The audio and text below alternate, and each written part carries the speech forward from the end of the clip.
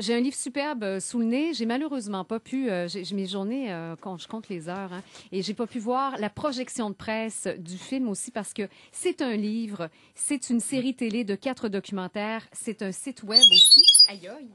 Je pense que Jean Désy qui est en studio a des problèmes avec ses écouteurs. Il faut pas les approcher du micro, Jean. Sinon vous allez me rendre sourde. Attendez un petit peu, remettez-les sur vos oreilles. Et vous en avez pas besoin de ce. Ah oui, vous en avez besoin pour entendre Serge Bouchard. Serge Bouchard est là. Jean Désy est là. Robert Connellier aussi. Et là, on va parler de Objectif Nord, le Québec au-delà du 49e parallèle, qui est, comme je vous le disais, une série télé, un livre magnifique et aussi un portail web. Alors, bonjour, Serge Bouchard. Je vois que déjà Jean Désy vous fait des problèmes. Jean Désy, Non, il s'amuse avec le matériel électronique. Je ne pas, c'était la machine qui était défaillante.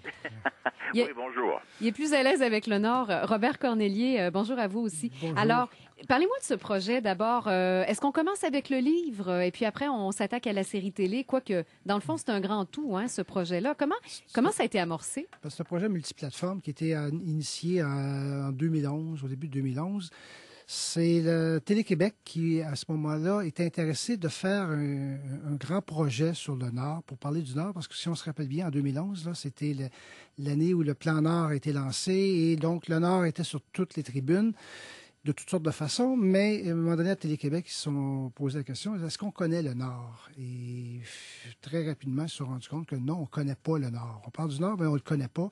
En tout cas, les gens du Sud ne le connaissent pas. Donc, ils ont lancé l'idée de faire un gros projet, comme vous avez dit, une série télé, un portail web, un site quand même très imposant, qui se veut une approche encyclopédique du Nord, et le projet de livre que Jean et Serge ont réalisé, ont écrit ensemble, coécrit. Et c'est ça l'initiative, de vouloir faire découvrir le Nord. Vous aimez ça, Serge, la coécriture, hein? On vous a lu avec Bernard Arcan, puis là, vous avez trouvé un complice en Jean Désy. Là, ça vous va bien? Jean Désy va rester avec moi, puis va m'être fidèle. Bernard, je pensais à lui récemment. C'était presque le 4e anniversaire, je pense, de sa mort. Ouais. Il me manque beaucoup, alors je me trouve des nouveaux amis. Jean Désy. Oui, et la coécriture, j'en fais beaucoup. Oui, comme on vient de le dire, c'est toute la question. Du côté du livre, que ce soit du côté du documentaire, du livre ou quoi que ce soit, l'intention générale, elle est bonne. C'est une bonne intention, c'est de faire connaître le Nord. C'est aussi d'aimer le Nord, comme Jean sait si bien en parler, puis il va vous le dire tout à l'heure. Apprendre à respecter un pays qui est le nôtre, en passant, que nous avons en partage et que nous aurons en partage pour l'avenir.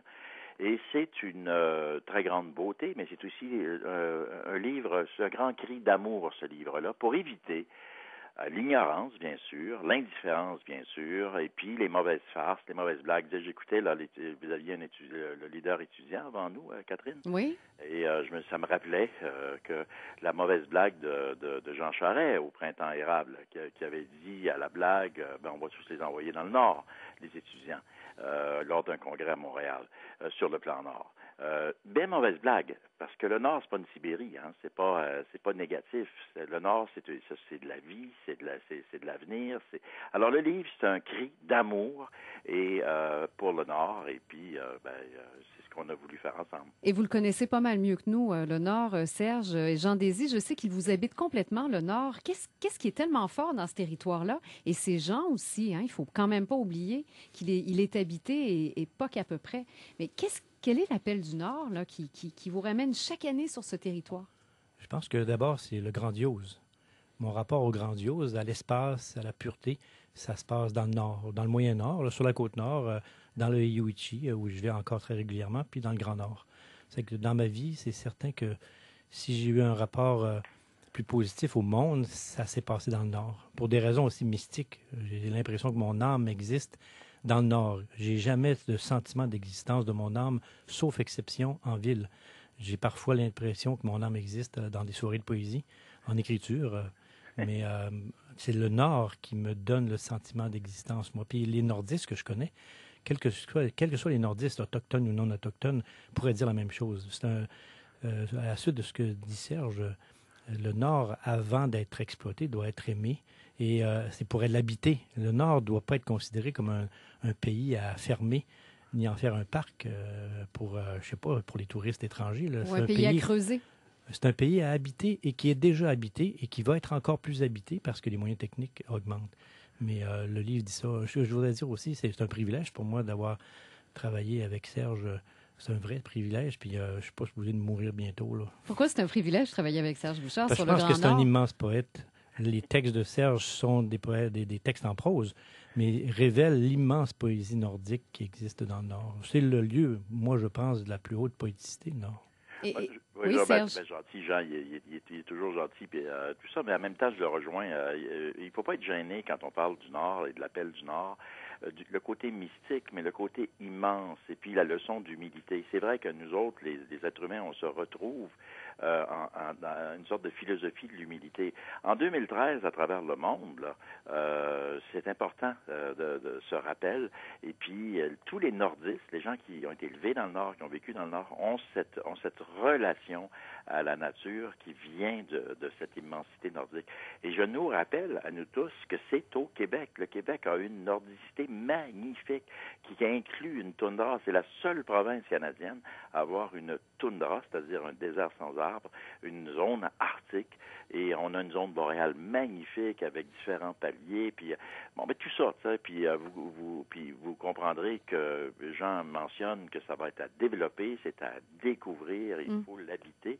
Et moi, je parle des routes, je parle des camions, je parle de différentes choses. Alors, on a une approche qui est en fait, le cri d'amour a plusieurs dimensions. Mais il y a un défi, hein, il faut l'habiter, mais pas trop. Moi, ce que j'ai ressenti dans le Grand Nord, c'est pas le 10e du millième de ce que Jean peut ressentir, là. C'est pas la finesse Mais dans le désert, dans les déserts californiens, par exemple, quand vous êtes seul au milieu d'un immense espace, il y a ce silence, il y a quelque chose d'irrésistible qu'on ressent peu, mais c'est parce qu'il n'y a personne aussi. Là, le Grand Nord, on parle de le développer. Alors, est-ce que le risque majeur, c'est justement qu'on s'en aille tous envahir le territoire et qu'il devienne comme la ville qui vous inspire si peu, Jean Désy? En fait, là, j'aimerais entendre ce que Robert peut dire là-dessus, mais il a parcouru le Nord comme rarement des gens ont parcouru pour la télésérie. Oui. Ce qu'il ne faut jamais oublier, c'est que c'est un territoire immense, mais immense, là. Je veux dire, c'est peut-être moins grand que la Sibérie, mais c'est pas beaucoup, beaucoup moins grand que certaines zones de la Sibérie. Et que actuellement, là, il y a quelques dizaines de milliers de personnes qui habitent ce pays-là. Donc, il n'y a pas à s'inquiéter pour trop le densifier. Jamais de la vie, jamais de la vie. Là. Il y a des zones encore au Québec où je suis même à main au feu. Il n'y a pas d'humain qui a encore mis le pied dans certaines parties du Moyen-Nord ou du Grand Nord. C'est un pays... Il y a encore des ours tranquilles. Mais Heureux ours. Non, mais il reste que c'est immense. C'est pas pour demain le surpeuplement du Nord. C'est immense. Et il faut protéger des zones, effectivement. Puis il faut bien sûr être sensible à tout ça, mais conserver cet aspect sacré du Nord, ça c'est sûr. Mais le faire partager et l'habiter, on est loin du surpeuplement. Ça, on peut le confirmer. Bon, ça, c'est une bonne chose. Et Robert, vous aviez tout un défi, vous, justement, rendre ça à l'image. C'est parce que votre film, c'est visuel. On le ressent pas, mais c'est votre but quand même de nous le faire ressentir. L'immensité du Nord, son appel mystique dans une série télé. Comment vous avez fait? C'est-à-dire que moi, on m'a approché, quand on m'a approché pour la série, on m'a approché pour avoir un regard neuf sur le Nord. Contrairement à Jean et à Serge, je connais pas le Nord. J'ai vécu en Abitibi une dizaine d'années, mais c'est pas le Nord, ça. Pour les gens de Montréal, c'est loin, là, mais c'est pas le Nord. Et donc, ma connaissance du Nord, à part ce qu'on entend dans les nouvelles, dans les journaux, on lit dans les journaux, c'est des problèmes sociaux, ces choses-là, se limitait à ça. Donc, on m'a demandé d'aller dans le Nord et de découvrir le Nord. Moi, j'ai fait pendant 25 ans de l'international, courir la planète. Je suis allé en Inde, en Afrique, en Amérique du Sud. Et je me suis dit, je vais aller dans le Nord comme si j'allais en Inde, comme si j'allais en Amérique du Sud, sans préjugés. En essayant de sortir des clichés et de découvrir ce territoire-là à travers les gens qui y sont, qu'eux me parlent de leur coin, de pays, de chacun de leur région, parce que ce que j'ai découvert, justement, quand ils parlent d'immensité, c'est vrai, c'est immense. Oui. Et les gens ne se connaissent pas. Les gens de la Basse-Côte-Nord connaissent, oui, un coin de la Basse-Côte-Nord, mais ils connaissent pas le pays Yoichi, la baie James, ou ils ne connaissent pas le Nunavik. Et donc, de découvrir en me promenant que ces gens-là s'ignorent presque. Je veux dire, quand on dit c'est vaste, c'est 2 fois et demi la France. C'est énorme. Donc, c'est les chemins d'accès, il n'y a pas de chemin. Il y a pas, c'est soit l'avion, l'hélicoptère ou le skidoo. Les déplacements sont très difficiles. Donc, d'avoir la chance de me promener, de découvrir ça, c'était un voyage extraordinaire pour moi. Mais je me suis donné comme but de dans le fond, de m'adresser aux gens du Sud, les gens de Montréal, de Québec, le long du fleuve, pour leur dire, regardez, c'est ça ici. Voyez ces gens-là qui vivent, qui l'habitent. Écoutez-les. C'est ça que je me suis donné comme mandat, de donner la parole à ces gens-là. Ils sont différents quand vous les entendez? C'est-à-dire que où ils sont différents, c'est que les gens dans le Sud, je veux dire, je retourne à là 2 ans, à toute la polémique qu'il y avait autour du plan Nord, les débats qu'on entendait, c'était soit des gens qui voulaient aller piller le Nord, ou soit des gens qui voulaient le cloisonner et le fermer. Or, il y a des gens qui vivent là-bas. Et eux, ils le vivent, le territoire, ils veulent... Ils se le sont appropriés il y a des dizaines, des centaines, des milliers d'années. Ils veulent, oui, le développer, mais d'une manière qui leur convient à eux. Et dans le fond, on ne les écoute pas. Et moi, je me suis dit, dans le fond, écoutons-les. Et c'est des gens qui ont une parole, je dirais, sage. Et ils sont conscients qu'ils ne pourront pas vivre comme il y a 200 ans. La modernité, elle est là. Quelque part, ils veulent aussi vivre la modernité. Ils disent, ils y ont droit. Mais en même temps, ils ne veulent pas non plus que la modernité vienne détruire ce qu'ils ont quand même au niveau de leur culture, au niveau de leur milieu, mais qu'il y ait un respect. Pourquoi on ne les écoute pas? Parce que les gens ignorent totalement qu'ils sont là. On vit dans notre petit monde cloisonné qui se limite le long du fleuve et on ne regarde pas au-delà, plus au nord. Oui, c'est vrai que c'est un problème. C'est quelque chose de nouveau au Québec. Qu'un groupe en écoute un autre qui vient du Nord. En fait, la parole nordiste, remarquablement, devient audible depuis que les Autochtones parlent. Les Inuits se sont mis à parler remarquablement. Les Inuits n'ont pas encore véritablement de parole écrite. Là, vont en avoir une, c'est certain. Les cris s'expriment. En fait, c'est nouveau que le Sud porte l'oreille aux paroles du Nord, et en même temps, le Nord n'a jamais beaucoup parlé. On a parlé un peu du Nord, il y a des choses extraordinaires dans l'histoire littéraire du Québec, La montagne secrète, Agagoug de Yves Thériault, mais quelque part, là, c'est probablement le monde nordique qui est lié à l'espèce d'effervescence autochtonienne qui existe. Il y a sûrement quelque chose à en apprendre. Et Serge, vous vous en êtes fait l'écho. Je vous ai beaucoup entendu, entre autres sur le mouvement Idle No More, mais beaucoup plus largement, ça fait longtemps que vous dites ces gens-là ont quelque chose d'important à dire aussi. En fait, c'est toute la territorialité et puis l'immensité. Le dialogue entre les partis, je dirais ça comme ça, mais c'est grave à l'échelle du Québec de toute façon, comme à l'échelle du Canada. Le Québec s'est rendu urbain, s'urbanise, et les gens des villes se préoccupent de ce qu'on appelle assez misérablement les régions. Alors, les régions, ça reste des régions, puis c'est soit des régions ressources, puis c'est sans importance. Écoutez, notre Nord, nous l'avons connu depuis fort longtemps, mais nous sommes incapables de le mythifier. Jean parlait de la littérature. Il y a un peu Agacuc, des gens qui le connaissent, mais ça va être de moins en moins. De moins en moins, on va lire Thériault. Et puis, il y a différentes choses. Mais écoutez, on a eu des grandes explorations dans le Nord. Guillaume Couture, Louis Joliette, le père Albanel. Et puis là, on pourrait s'en aller jusqu'en 1930 avec Joseph Elzéar Bernier.